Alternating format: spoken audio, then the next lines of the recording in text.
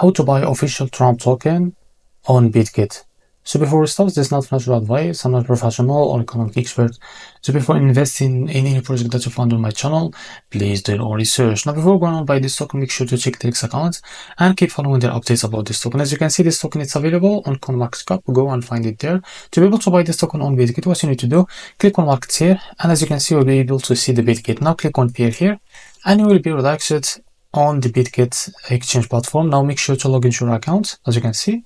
Now click on the buy option here. What you need to do, just click on limit or market. If you click on limit, just set the quantity that you want to buy with that token.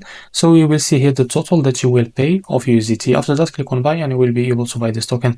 If you select the market, what you need to do is just drag this to set the percentage of that USDT you have on your account to be able to use it to buy this token. So after that, click on buy Trump and you will be able to buy this token. But make sure to read all of that information here to be able to buy this token. After that, go and buy this token. So as you can see, this is how to buy official Trump or Trump token on Bitget. If you find this video helpful, please like and subscribe. See you in the next video.